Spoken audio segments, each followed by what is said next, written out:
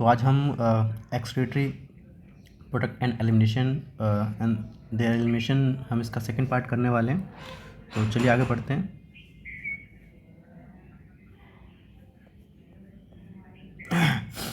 Last class में मैं इसको डिस्कस कर चुका था और तो आज हम यहाँ से पढ़ने वाले हैं। थोड़ा इसके बारे में फिर से एक बार रिवाइज़ कर लेते हैं कि जब भी आप एक किडनी को देखते हो तो किडनी के ऊपर आपको ना एक आउटर डबल लेयर मेम्ब्रेन दिखेगी। देखो अगर इसको देखो गौर से तो एक लेयर ये है और एक लेयर ये है। जैसे यहाँ देख लो, एक लेयर ये है और एक ये लेयर ये है। तो इसको हम बोलते हैं क्या, ये रेनल कैप्सूल है जो कि आपके किडनी को प्रोटेक्शन देती है। ठीक है, तो आउटर लेयर को रेनल कैप्सूल बोलते हैं। और उसके बाद देखो जो आपको ये पिरामिड लाइक स्ट्रक्चर दिख रहा है ये, ठीक है, इसको हम बोलते हैं क्या, मेडुलरी पिरामिड। जो आपको ये स्ट्रक्चर दिख रहा है ना ये वाला, इसको हम बोलते हैं ये मेडुलरी पिरामिड है। ठीक है, और उसके बाद ये ऐसे ग्रुप कुछ मेडुलरी पिरामिड्स होते हैं। और उसके बाद आपको एक मेडुलरी पिरामिड और दूसरे मेडुलरी पिरामिड के बीच में स्पेस होता है, उसको हम बोलते हैं ये रेनल कॉलम है।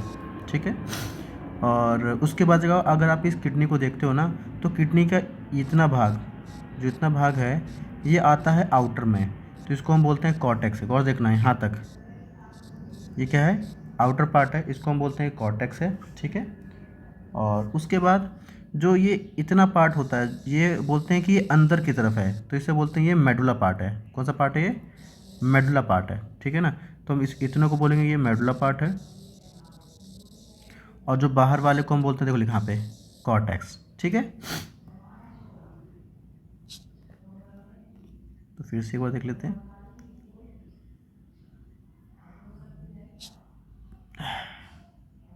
हाँ, तो हम जब इस पिरामिड को देखते हैं कि मेडुलरी पिरामिड है तो इतने पार्ट को हम बोलते हैं ये है रीनल पिरामिड। इतने पार्ट हम क्या बोलते हैं, ये रीनल पिरामिड है, रीनल पिरामिड। ठीक है, और जो ये इतना बचा हुआ पार्ट होता है हम इसको बोलते हैं ये रीनल पैपिले। क्या है, रीनल पैपिले। उसके जस्ट बाद आपको ये दिख रहा होगा, ये ऐसे करके हैं, कोई और कलर, हाँ, ये आपको दिख रहा होगा कि ये ऐसे आगे जाके ऐसे मिल रहे हैं। ठीक है, तो जो शुरुआत वाले होते हैं उसे बोलते हैं माइनर कैलिक्स है। क्या है वो, उनको बोलते हैं कैलिक्स, लिखा हुआ है, शुरुआत वालों को बोलते हैं वो माइनर कैलिक्स है। और बाद में जब ये मिल जाते हैं ना, सब मर्ज होता है यहाँ पे, तो इसको बोलते हैं ये मेजर कैलिक्स है। क्या है, मेजर कैलिक्स। उसके बाद मेजर माइनस के बाद क्या आता है, पेल्विस आ जाता है। तो पेल्विस आपको देखना है, लिखा ना रीनल पेल्विस, तो ये वाला पार्ट कहलाता है रीनल पेल्विस। तो कौन सा, देखो शुरुआत वाले को तो बोला है कि माइनर कैलिक्स है, इतना इतना माइनर कैलिक्स, माइनर कैलिक्स, ये माइनर कैलिक्स, जो लास्ट में ऐसा करके मान लो ये सब माइनर कैलिक्स हैं। फिर ये माइनर कैलिक्स, माइनर कैलिक्स, उसके बाद जितना पार्ट जो होगा ना इसको बोलेंगे मेजर कैलिक्स है। ठीक है, और बाद में जो ये वाला पार्ट होता है इसको हम बोलते हैं ये पेल्विस है। और ये आगे जाके किससे मिलता है, दिख रहा होगा आपको, यूरेटर से मिलता है। यूरेटर किससे आगे मिलता है, आगे जाके यूरिनल ब्लैडर से, और यूरिन ब्लैडर से आपका यूरिन बाहर निकल जाता है किसके थ्रू, यूरेथ्रा के थ्रू। ठीक है ना, तो इतना हम पढ़ चुके थे। तो चलिए, तो इसमें बता रखा है कि आपके किडनी में कितने नेफ्रॉन्स होते हैं, 1 मिलियन तक होते हैं। उसके बाद ये जो होते हैं ये functional unit of each nephron होते हैं, मतलब फंक्शन मतलब यही सारे काम परफॉर्म करते हैं। अगर हम देखें नेफ्रॉन को तो एक मिलता है ग्लोमेरुलस, एक रिनल ट्यूब्यूल। ग्लोमेरुलस क्या होता है, ये टफ्ट ऑफ कैपिलरीज होते हैं, मतलब आपका जो ये ग्लोमस एक पाइप होती है, सॉरी मतलब आपका एफरेंट आर्टरियल होता है, आगे जाके ना वो बहुत सारे ऐसे कैसे करके मान लो मल्टीपल्स पाइप में डिवाइड हो जाती हैं, तो उसे हम बोलते हैं tuft of capillary form by efferent arteriole, a fine branch of renal artery, blood from the, मतलब ब्लड कहाँ से आता है, रिनल आर्टरी से आता है। उसके बाद blood from the glomerulus is carried away by the efferent arteriole, एक ब्लड लेकर आता है जो एफरेंट होता है, जिसको ब्लड लेकर आता है, और दूसरा होता है जो ब्लड वापस लेके जाता है, तो उसको बोलते हैं इफरेंट आर्ट्रियोल। ठीक है, ई को ऐसे आ सकते हो एग्जिट। ठीक है, अब हम बात करें रीनल ट्यूब्यूल्स की, तो रीनल ट्यूब्यूल्स स्टार्ट होता है एक ऐसे स्ट्रक्चर है। ठीक है, ये डबल लेयर जिसको हम बोलते हैं बामन कैप्सूल है। उसके बाद इसके अंदर क्या होते हैं, इसके अंदर ये आपके ब्लड वेसल्स हो, इसको बोलते हैं ग्लोमेरुलस। ठीक है, उसके बाद which encloses the glomerulus, glomerulus along with Bowman capsule is called the Malpighian body और रिनल कॉर्पिकल्स। तो बोलने का मतलब ये है कि ग्लोमेरुलस और बामन कैप्सूल को मिला के हम ये वर्ड देते हैं जिसको बोलते हैं माल्फिजियन बॉडी, और क्या बोलते हैं, रीनल कॉर्पिकल्स। ठीक है, आगे उसके बाद जब ये आपका लिखा हुआ था tubules continue further to form highly coiled network, जिसको बोलते हैं प्रॉक्सिमल कॉन्वोल्यूटेड ट्यूब्यूल्स। मतलब ये आपका जो ये बाउमन जो कपलैक स्ट्रक्चर होता है, तो ये इतने को तो बोले कपलैक स्ट्रक्चर, इसके बाद ना ये हाईली कॉइल्ड हो जाता है ऐसे करके, मान लो ये ऐसे करके हाईली कॉइल्ड हो जाता है। तो जो हाईली कॉइल्ड होता है इसको हम बोलते हैं ये पीसीटी है, जो शुरुआत में है वो पीसीटी है और बाद में ये नीचे की तरफ जाता है तो इसको हेनले लूप बोलते हैं। तो A hairpin shaped Henle loop is the next part of the tubule which has a descending and ascending loop। अगर मान लो कोई नीचे जाता है, पाइप नीचे की तरफ जाता है तो उसे डिसेंडिंग बोलेंगे, और अगर कोई ऊपर की तरफ जाता है तो उसे असेंडिंग बोलेंगे, और इसको मिलाकर हम क्या बोलते हैं, हेनलेज लूप। ठीक है, उसके बाद the ascending limb continue as another highly coiled tubular structure, ये आगे जाके और कॉइल हो जाता है ऐसा करके मान लो, तो इसको हम बोलते हैं ये डीसीटी है, हाईली कॉइल्ड स्ट्रक्चर, जिसको बोलते हैं डिस्टल कॉन्वोल्यूटेड ट्यूब्यूल्स। उसके बाद हाँ जी, उसके बाद the distal of many nephron are open to a straight tube called collecting duct. मतलब बहुत सारे, जैसे मान लो एक कलेक्टिंग डक्ट होता है और इस कलेक्टिंग डक्ट से ना बहुत सारे नेफ्रॉन आके अटैच होते हैं। तो बताना चाह रहा है कि जो डीसीटी होता है वो आगे किससे जाके मिल जाता है, कलेक्टिंग डक्ट से। Many of which converts and open into a renal pelvis through the medullary pyramid in the calyces. तो बोलना चाह रहा है कि बहुत सारे जो नेफ्रॉन्स होते हैं उससे जाके कन्वर्ज हो जाते हैं। ठीक है, और ये बोला गया है कि फाइनली कलेक्टिंग डक्ट के बाद वो कहाँ कैसे होते हैं, open into renal pelvis, renal pelvis से मेडुलरी पिरामिड। मतलब कलेक्टिंग डक्ट के बाद यूरिन कहाँ जाता है, रीनल पेल्विस, रीनल पेल्विस के बाद मेडुलरी पिरामिड एंड फाइनली कैलेक्सिस, और कैलेक्सिस से आपको पता है यूरेटर में जाता है। ठीक है, the Malpighian corpuscles PCT DCT of the nephron are situated in the cortical region of the kidney. देखो अब मैं डायग्राम दिखाऊंगा, आपको और क्लियर हो जाएगा कि जो प्रॉक्सिमल होता है और जो डिस्टल पार्ट होता है वो किडनी के कौन से पार्ट में पाया जाता है, कॉर्टिकल रीजन में। ये कॉर्टिकल क्या होता है, तो कॉर्टेक्स बताया था ना, किडनी के दो पार्ट हैं, एक कॉर्टेक्स रीजन एक मेडुलर रीजन है। तो बोलना चाह रहा है कि ये दोनों पार्ट कहाँ पाए जाते हैं, कॉर्टिकल रीजन में of the kidney. Whereas the loop of Henle deep into the medulla, जो लूप ऑफ हेनले है वो कहाँ पाया जाता है, किडनी के मेडुलर रीजन में। ठीक है, in majority of the nephron the loop of Henle is too short and extend only by little into the medulla. मतलब बोल सकते हो कि मान लो ये वाला कॉर्टेक्स रीजन है या मेडुलर रीजन है, तो थोड़ा सा ही ये जो आपका हेनले लूप है ना, हेनले लूप थोड़ा सा ही मेडुला वाले पार्ट में होता है और बाकी पार्ट कहाँ था, कॉर्टेक्स रीजन में। तो such nephron are called cortical nephron. ऐसे नेफ्रॉन को हम क्या बोलते हैं, कॉर्टिकल नेफ्रॉन। और ये दूसरा टाइप का है जिसमें आप ये कह सकते हो कि सपोज करो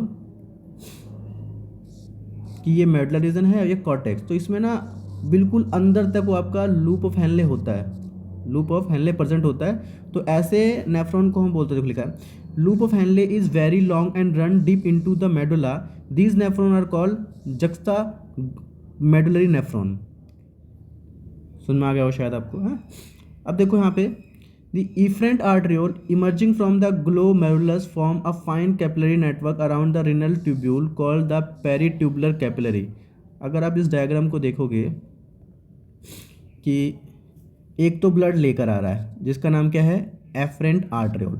उसके बाद ना ये बहुत ही ज़्यादा ऐसे मान लो काफ़ी पाइपों में डिवाइड होगा, वो लास्ट में जाके फिर एक कॉमन पाइप से मिल रहा है, और इस पाइप को कहा गया ईफ्रेंट, जो कि ब्लड को यहाँ से वापस लेके जाता है। अब देखो ये जाता कहाँ पर है, अगर आप गौर से देखोगे ना, ये हमारे पीसीटी, ये आपका जो येलो कलर का है ये क्या है, पीसीटी, और फिर नीचे आता है इसको क्या बोलते हैं, लूप ऑफ हेनले। तो देखना पीसीटी के आसपास ना ये रेड कलर की पाइप ट्रेवल कर रही है, रेड कलर क्या ट्रेवल कर रही है ना ऐसे करके।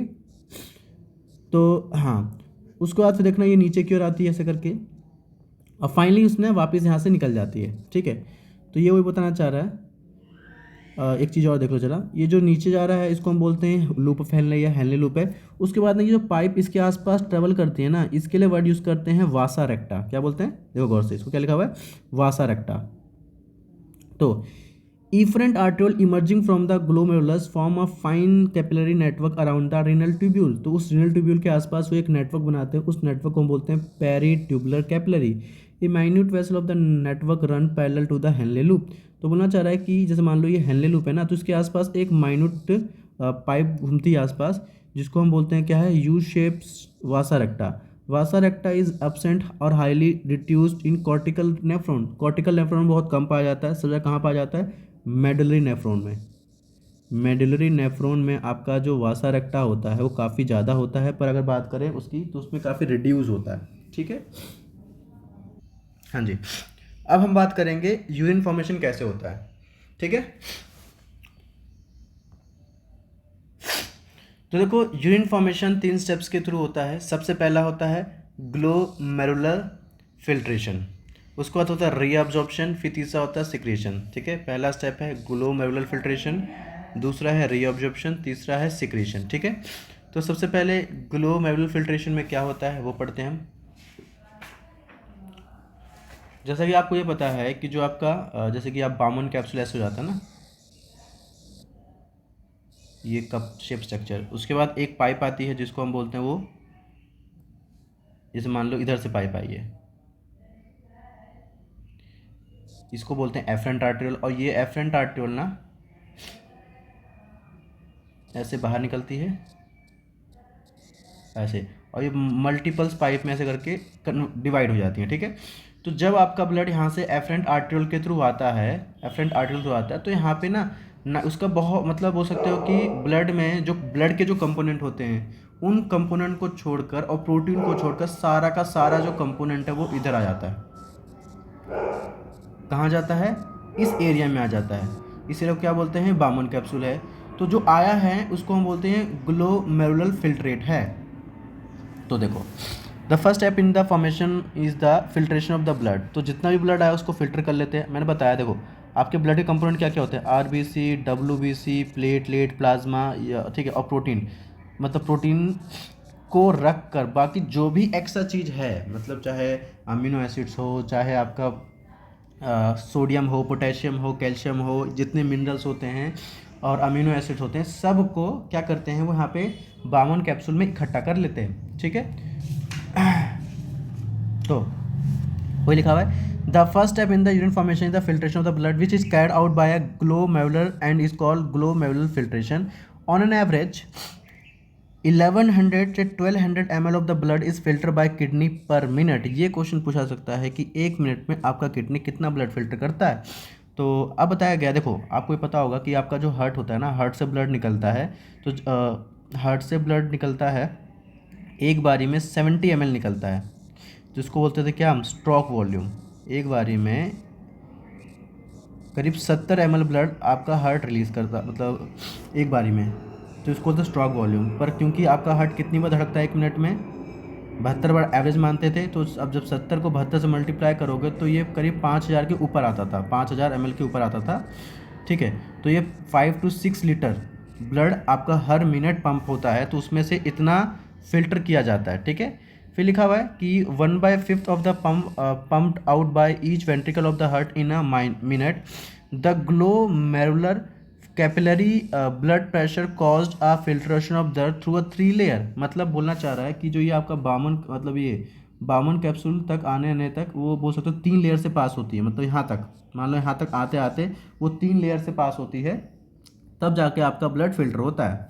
ठीक है, तो the glomerular capillary blood pressure cause, हाँ हो गया। ठीक है, तो देखो अब कौन कौन सी है, तो देखो लिखा हुआ है endothelium of glomerular blood vessels, the epithelium of Bowman capsule, and a basement membrane between these 2 layers. The epithelial cells of Bowman capsule called podocytes are arranged in an intrinsic manner so as to leave some minute spaces called filtration of slit pores। तो बोलना चाह रहा है कि 3 layer हैं और 3 layer के बाद लास्ट में ना स्लिट पोर्स, मतलब पोडोसाइट सेल्स होते हैं ऐसे करके, और उनके बीच में स्पेस होता है, उनको स्लिट पोर्स बोलते हैं। इन स्लिट पोर के through the blood is filter so finally through these membrane that almost all the constituent of the plasma except the protein pass on to the lumen of the Bowman capsule। तो बोलना चाह रहा है कि blood का जो main component है उसको छोड़कर और प्रोटीन को छोड़कर सारा का सारा जो कंपोनेंट होता है वो सब कहाँ आ जाता है, आपके बामन कैप्सूल में आता है। Therefore it is considered as a process of ultrafiltration. मतलब 3 स्टेप से गुजरता है ना, 3 लेयर से गुजरता है, इसलिए से क्या कहा गया, अल्ट्रा फिल्ट्रेशन कहा गया। ठीक है, तो चलो कोशिश करता हूँ थोड़ा बनाने की कि कौन कौन सी लेयर्स होती हैं। ठीक है, तो सबसे पहले मैं बना रहा हूँ बामन कैप्सूल। तो ये आपका बामन कैप्सूल हो गया। ठीक है, और उसके बाद हम ब्लड वेसल्स बनाएंगे कि जो एफरेंट आर्टरियोल से ब्लड आया है, ठीक है। तो ये आपका एफरेंट आर्टरियोल के थ्रू ब्लड आया है, ये ऐसे दिखा दिया, ये देखिए ये एफरेंट आर्टरियोल है और ये इफरेंट आर्टरियोल है, ठीक है। अब गौर देखना, ये ना इसकी, ये जो आपका ब्लड वेसल है ये किसी चीज़ से बना होगा, ठीक है ना। इसको हम बोलते हैं ये एंडोथीलियम है। क्या है ये, अभी लिख दूंगा, ठीक है। तो ये क्या कहलाता है, एंडोथीलियम। उसके जस्ट नीचे ना, उसके जस्ट नीचे मैं बोलूँगा कि ये जो मेम्ब्रेन होती है यहाँ पे, इसको हम बोलते हैं ये बेसमेंट मेम्ब्रेन है। क्या है, बेसमेंट है। उसके बाद ना यहाँ पर किसी और कलर से बनाते हैं, यहाँ पे ऐसे करके, ऐसे, इसको हम बोलते हैं पोडोसाइट सेल हैं, ठीक है।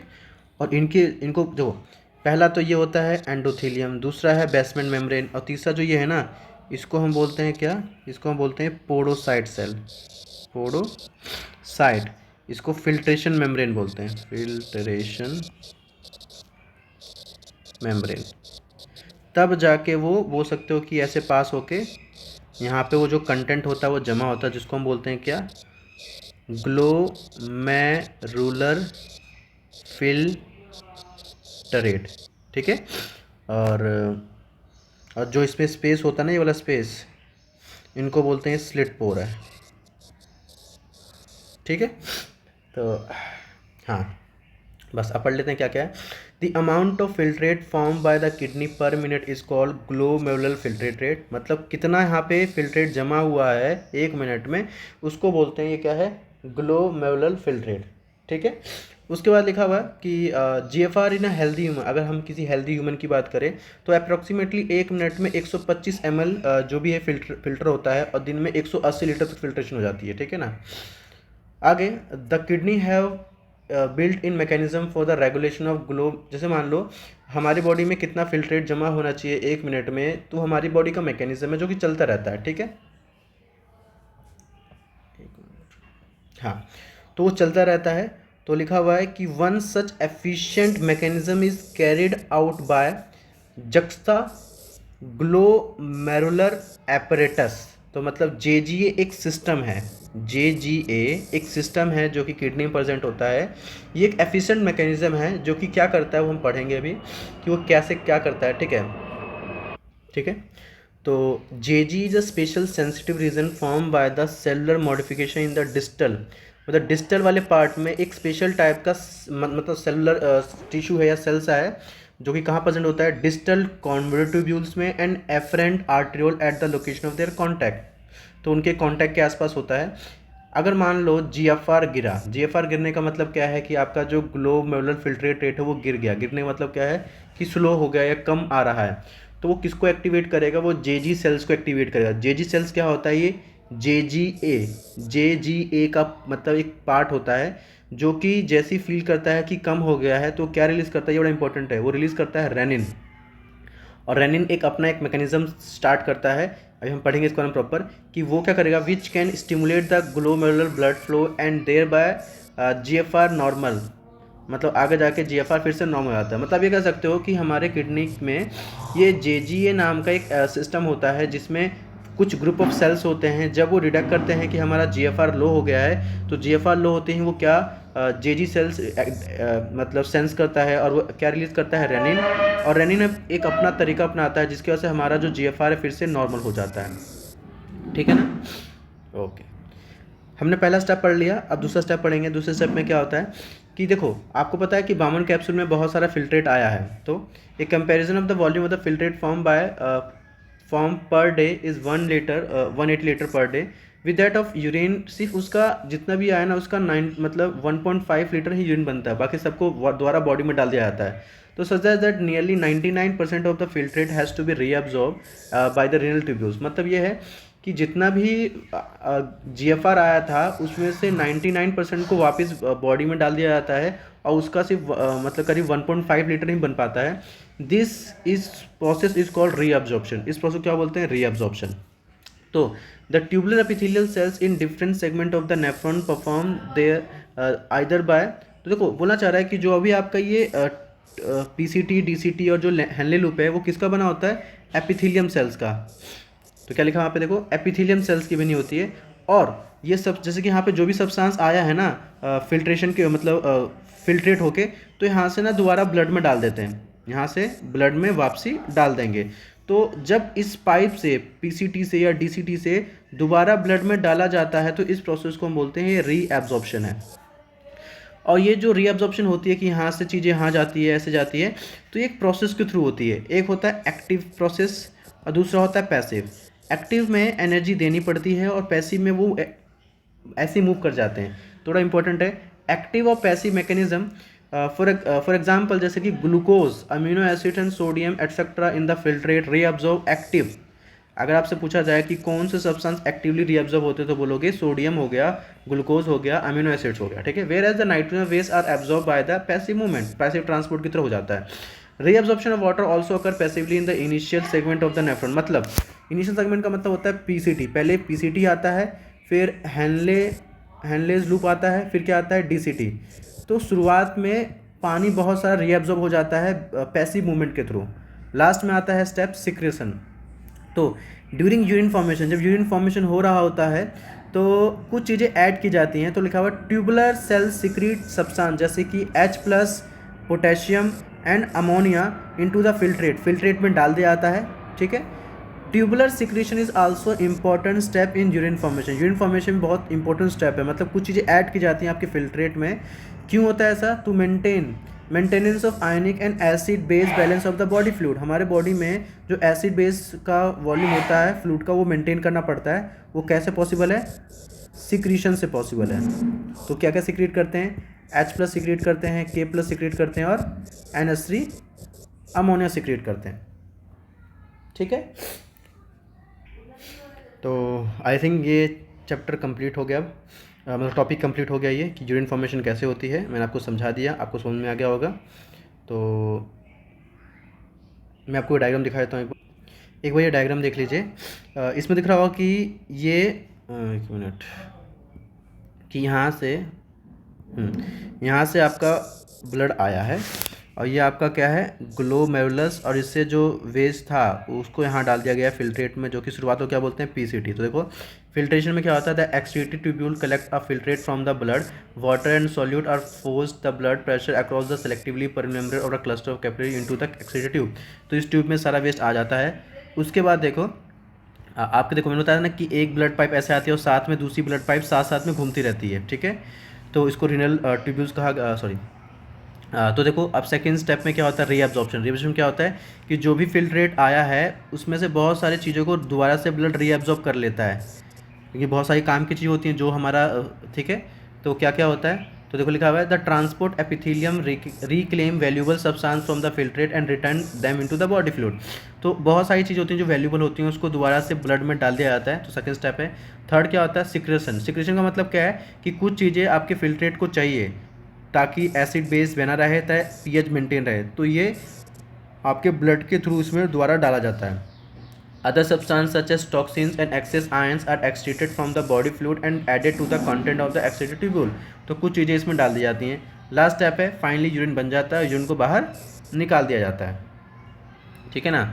फिर हम ये पढ़ेंगे भी इसके बारे में, काउंटर करंट मैकेनिज्म के बारे में कि कैसे होता है, क्या होता है, ठीक है ना। आई होप आपको समझ में आया हो।